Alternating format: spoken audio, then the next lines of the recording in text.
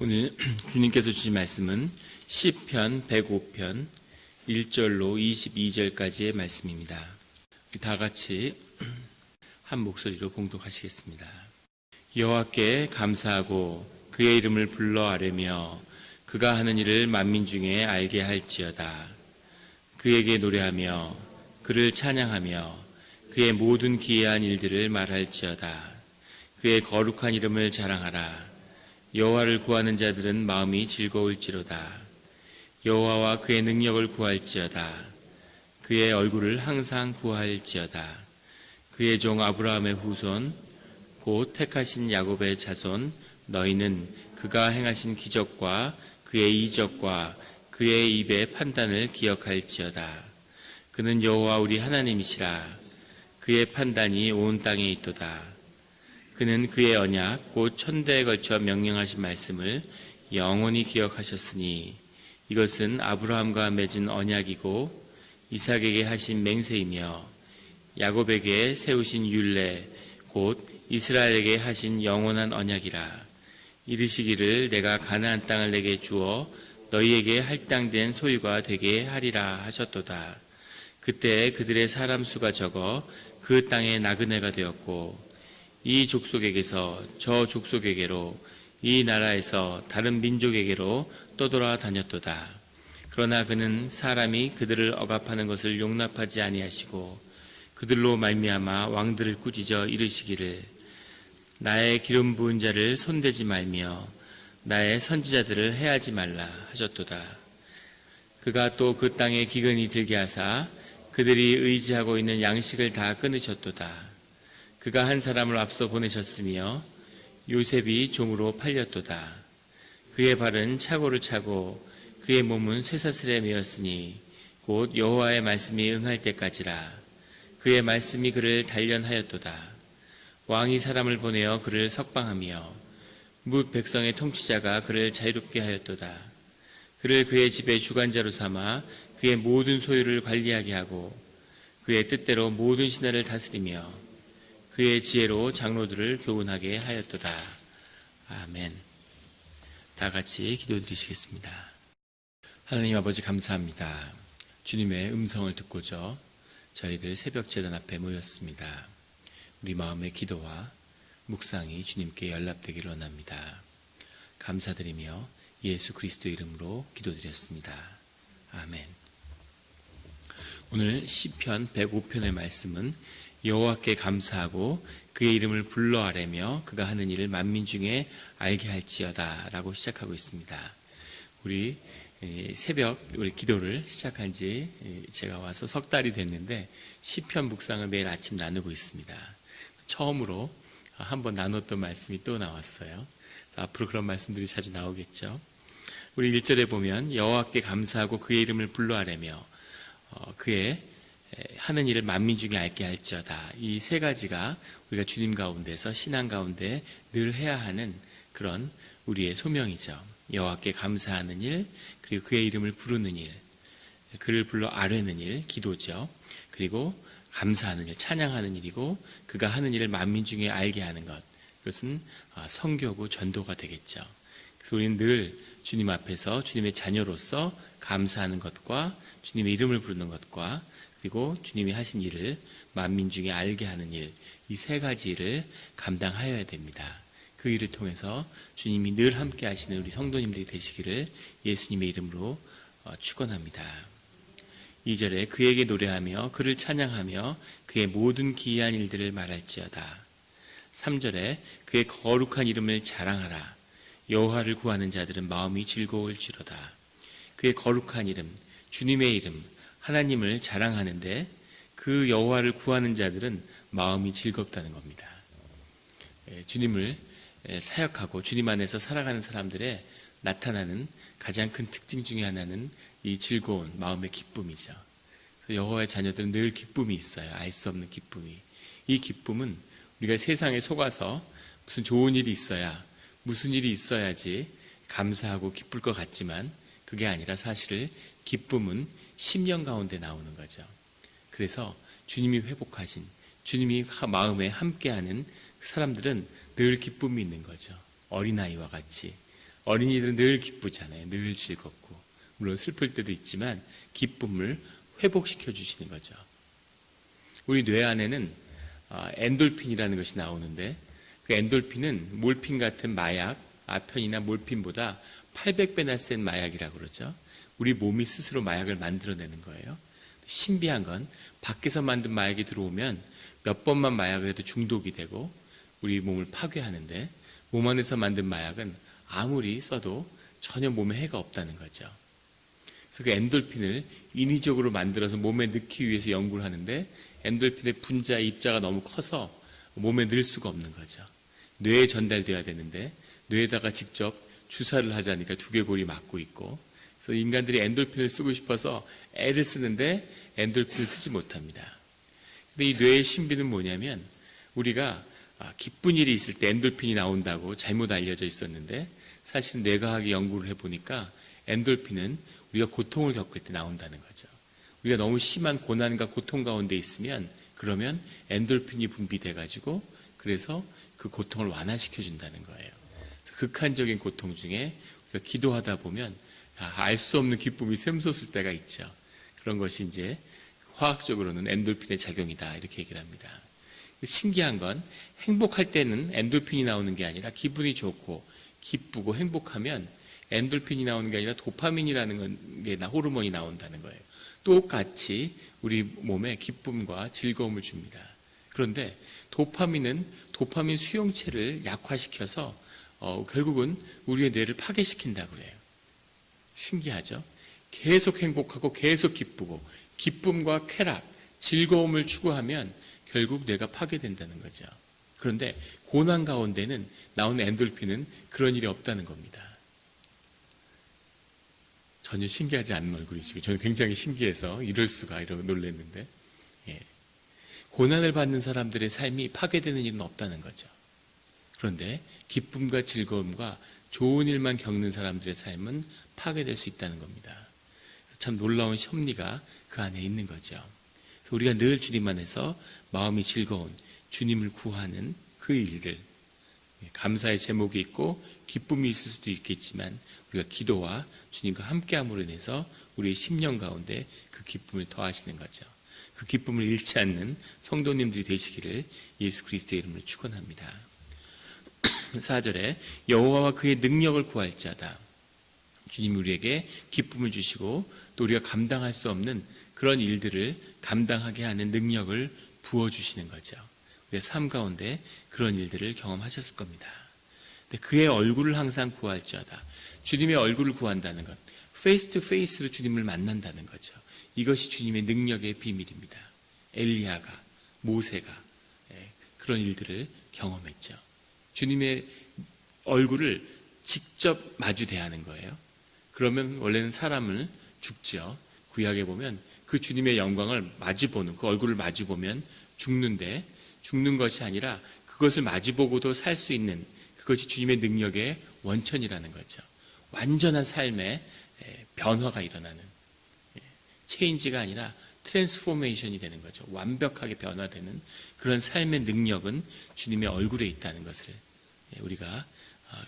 우리로 기억하게 말씀으로 증거하고 계십니다. 5절에 그의 종 아브라함의 후손 곧 택하신 야곱의 자손 너희가 그가 행하신 기적과 그의 이적과 그의 입의 판단을 기억할지어다.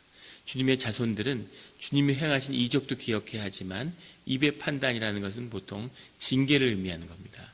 주님이 말씀으로 이적을 행하시지만 동시에 말씀으로 징계하시죠. 그래서 그 징계를 잊지 마라. 7절에 그는 여호와 우리 하나님이시라. 우리 하나님이라고 하는 고백은 언약의 하나님, 우리와 함께 하시는 우리의 하나님, 나의 하나님이라는 고백이죠.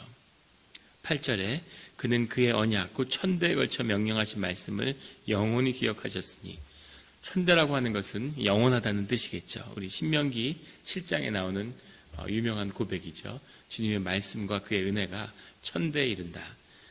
그 자손과 그 후손들에게 계속해서 주님의 은혜와 말씀이, 약속이, 언약이 이어진다는 거죠. 주님이 나에게 이런 귀한 말씀을 주셨는데 왜 나는 이 말씀이 성취되는 걸 내 삶 가운데 보지 못했을까? 그것은 아직 내가 내 삶 안에 갇혀있기 때문이죠. 영적으로 보면 주님이 우리의 그 영의 뿌리 가운데 나오는 우리의 후손들 가운데 주님의 말씀을 신실하게 계속 이루어 가신다는 겁니다. 그것을 보고 기뻐하는 것. 아브라함에게는 많은 후손들을 주신다고 그랬는데 진짜 남들 다 갖는 그 시절에 다산의 시대 아니겠습니까? 10대 초반부터 아이를 낳아서 다 10대 명씩 아이를 낳았는데 아브라함은 평생에 걸쳐서 그 아이 하나를 얻기 위해서 그렇게 힘드셨어요. 별과 같은 해의 별과 같은 자녀를 주시겠다고 해놓고서 아이 하나 갖는 게 왜 그렇게 힘들까? 한나도 남들 다 갖는 여인이 아들 낳겠다는 게 무슨 그렇게 큰 소원이겠어요? 그런데 그거를 그렇게 힘들게 해서 어렵게 그렇게 자식을 주셔야 되는 이유가 뭘까? 특별한 자식이고 특별한 소명이 있는 거죠.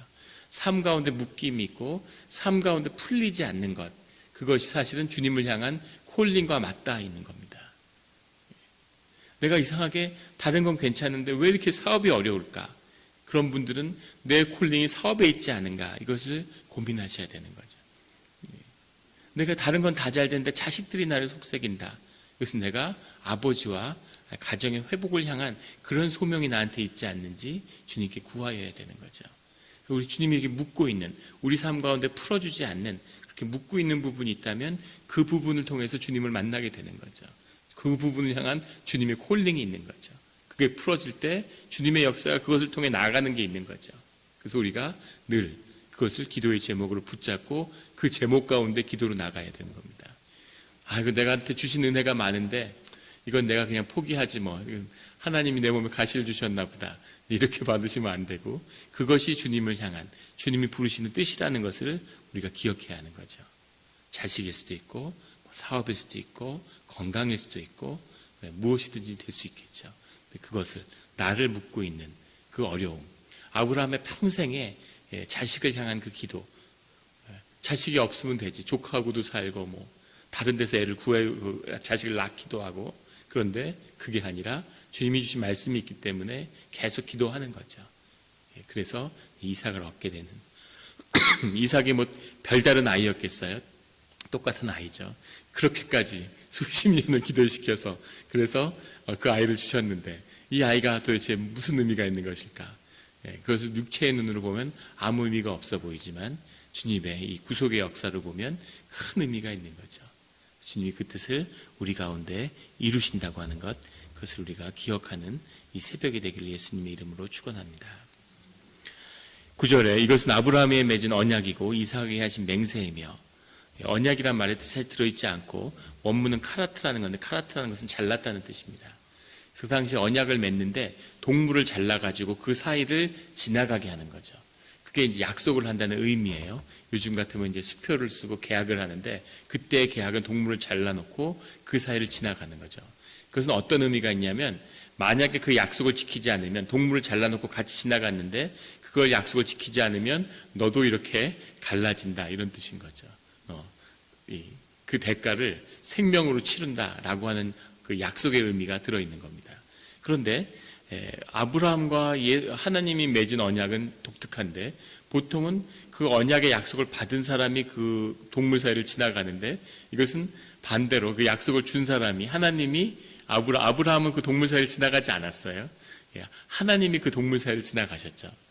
그 암소와 수양과 염소와 비둘기와 이걸 쭉 갈라놓고 불이 지나가는데, 그 불이 바로 주님의 임재죠. 그래서 아브라함이 지나간 게 아니라 아브라함은 보고 있고 주님이 아브라함을 향해서 건너오신 거죠.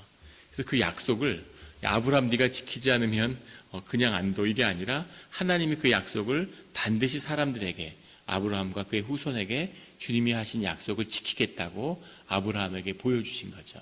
사람의 방법으로. 우리는 주님 앞에 주님의 약속을 향한 표적을 구할 수 있겠죠. 주님이 정말 이 일을 이루실 거라면 제게 좀 보여주십시오. 그런 게 있을 수 있겠죠.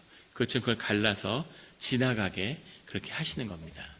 주님의 뜻을 이루시는 거죠. 11절에 이르시기를 내가 가나안 땅을 내게 주어 너희에게 할당된 소유가 되게 하리라 하셨도다. 하나님이 주님의 땅을 그 주님의 자녀들에게 소유가 되게 하신다. 주님의 자녀의 것으로 만들어 주신다. 그런 삶으로 복지의 땅으로 이루어 주신다는 거죠. 근데 가나안 땅이 무슨 복지가 되겠습니까? 또 사람의 눈으로 보면 이스라엘의 백성들은 늘 평지에 살던 사람들이죠. 애굽에서도 그렇고 광야에서도 그렇고 산을 구경도 못하던 사람들을 데려다가 산악지대에 살게 하는 거죠. 전혀 농사가 다르고, 지금도 평지에 살던 사람이 산악지대에 가면 사는 게 쉽지 않을 거예요. 적응하는 게. 그런데 지난주에 오신 우리 세교 한 분도 LA에 살다가 이리로 이사 오시니까 힘들다 그러시더라고요. 일주일 되셨는데 여기 너무 춥다고. LA는 더운데 여기 있던 분이 LA 가면 또 더워서 힘들다 그러겠죠. 지금도 그런데 그 시대에 광야를 건너서 가나안 땅에 온 사람들은 어떻겠습니까? 살 길이 막막한 거죠. 거기다 그 땅을 차지하고 있는 사람들이 있는 거죠. 땅을 주신다고 이게 네 땅이다. 몬트레이가 네 거다. 산호세가 네 거다. 팔로알토가 네 거다. 이렇게 기업으로 이렇게 주셨는데, 그런데 거기에는 나보다 더 뛰어난 여호수아 처음에 척쿨 갔다 오니까 그 척쿨 갔다 온 사람들이 우리가 메뚜기 같다고 얘기를 하죠. 거긴 사람들 너무 잘 살고 체격도 당당하고 뭘 해도 우리는 안 되겠다. 이렇게 완전히 좌절한 거죠. 여기서 공부하고 뿌리 내리고 살고 다 터전을 잡은 사람들이 있는 거예요. 그런데 그 땅을 주님 우리에게 주셨는데 이게 어떻게 내 땅이 될까, 이런 거죠. 거기다 광야에서는 주님이 먹을 걸 그냥 채워주셨어요. 그런데 가나안 땅에서는 이제 농사를 지어서 먹고 살아야 됩니다. 광야에서는 주님의 보호 아래 그냥 쭉 같이 걷기만 하면 됐어요. 행진, 주님을 따라 복종하는 훈련만 했죠. 가나안 땅에서는 거기 사는 사람들하고 싸워야 돼요. 싸워야지, 농사 져야죠. 안 해본 일도 해야 되지. 새로운 환경이지. 근데 그것이 복된 땅이라고, 너희를 위해 내가 이때까지 준비했다. 이 땅을 주려고 너희가 훈련받았다. 이렇게 말씀하시는 거죠. 거기서 하나님만 딱 잃어버리면 그러면 가나안 땅은 지옥이 되는 거죠. 왜 광야를 40년을 맴돌았을까? 3주면 지나갔을 텐데. 주님의 은혜인 거죠. 그것을 광야의 훈련이 없이는, 주님을 의지하는 법을 배우지 않으면, 그러면 가나안 땅은 천국이 아니라 지옥이 되는 겁니다. 천국과 지옥은 붙어 있는 거죠. 그곳에 주님을 만나면 축복의 땅, 우리의 기업, 자녀들을 향한 유산이 되는 거고, 거기서 주님을 잃어버리면 그러면 생지옥이 되는 거죠. 삶에 부대끼고, 기존에 힘 있는 사람들에게 치이고, 삶이 원망스럽고, 그런 고되고 힘들고 어려운 삶의 자리가 되는 거죠. 저희가 미국에 온 것도 그런 거겠죠. 주님이 이 풍부한, 물산이 풍부한 그런 땅을 우리에게 주시는 거죠. 유대인 랍비가 이 말씀을 갖고 이렇게 말씀을 증거하는 걸, 설교를 하는 걸 들은 적이 있어요. 유대인들이 그 말씀을 신실하게 있는 그대로 받는 거죠. 그래서 미국이 자기네들 땅이라고 그렇게 믿음으로 받아들이고 기뻐하는 거죠. 너무 좋은 땅을 주셨으니까. 거기 누가 있든 아무 상관없는 거죠. 그런데 정말 미국에 와서 가장 가난한 자들이, 아무것도 갖지 못한 자들이 뉴욕, 뉴저지에서 호텔에 투숙도 못했다고 합니다. 100년 전까지. 더럽고 유대인들 차별받고 호텔에 방에 들여주지도 않고 유대인 출입금지라는 팻말이 가게마다 걸려 있었죠. 식당에도 못 들어오게 하고, 그런 유대인들이 오늘날 미국을 완벽하게 차지하고 다스리고 있죠. 상상을 초월할 정도로 미국을 완전히 장악하고 있어요. 미국의 대통령이 예루살렘을 방문해서 유대인 모자를 쓰고 통곡의 벽 앞에 서서 서 있는, 신앙도 없으면서 정치평론가들이 얼마나 몰렸으면 살기 위한 몸부림이라고 유대인들에게 이제 다시 손을 내민 거라는 거죠. 트럼프의 운명 유대인들에게 있기 때문에 유대에 대해서 한마디라도 반유대적인 말을 하면 어떠한 정치인도 살아남지 못한답니다. 살아남은 적도 없고, 물론 그렇게 덤비는 정치인도 거의 없지만 완벽하게 그 믿음으로 그 뿌리를 내리고 그 하나님의 뜻을 이뤄내는 거죠. 자신의 땅으로 차지하는 거죠. 오늘 우리가 이 말씀 가운데 이 말씀을 믿음으로 붙잡고 그 땅을 취하는, 이것이 신앙의 비밀이고 주님이 주시는 이 땅에서의 축복입니다. 그 축복을 차지하는 그런 성도님들이 되시기를 예수 그리스도의 이름으로 축원합니다. 기도드리시겠습니다. 하나님 아버지, 감사합니다. 우리 주님 앞에 믿음으로 주님을 아버지라 부르며 주님의 자녀로 살아갑니다. 우리 안에 기도의 문이 열리고 심령의 문이 열리고 우리 삶 가운데서 주님이 우리의 영을 통해 우리 몸에 심어주셨던 그 생명의 근원이, 에너지의 근원이 열리기를 원합니다. 일을 할수록, 더 큰 일을 감당할수록 더 큰 능력과 더 큰 에너지가 우리의 영에서 샘솟는 그런 일들을 경험하게 하여 주시옵소서. 우리 삶 가운데 새로운 인생, 세컨 라이프를 열어주시고 주님이 주신 이 땅을 유업으로 받아서 이 땅을 일구고 자녀에게 유산으로 주며 여기서 주는 열매를 차지하고 다스리는 권세가 날마다 더하는 그런 일들이 일어나게 하여 주시옵소서. 우리가 이민자로 와서 뿌리 없는 삶의 자리에서 고난받고 유리하였지만은 우리가 이 땅에서 살아가면서 주님을 만나고 여기서 나온 우리의 자식들은 주님만을 의지하며 살아가는 법을 배워서 정말 축복의 땅이며 주님과 함께하면 이 모든 고난같이 보이는 모든 삶의 역경같이 보이는 이 현실이 축복의 땅이고 기름 부은 땅이고 주님의 유업이 되는 것을 경험하는 것을 우리로 보게 하여 주시옵소서. 그 삶의 길이, 그 영의 길이 우리 앞에 열리는 줄 믿습니다. 그런 새벽 기도의 자리가 되시고 중보자로 세워주시고 그 능력에 그 기름 부은 이 새벽의 제단이 되게 하여 주시옵소서. 하늘문을 열어 주시옵소서. 우리의 심령의 문을 열어 주시옵소서. 기도의 문을 열어 주시옵소서. 감사드리며 예수 그리스도의 이름으로 기도드렸습니다. 아멘.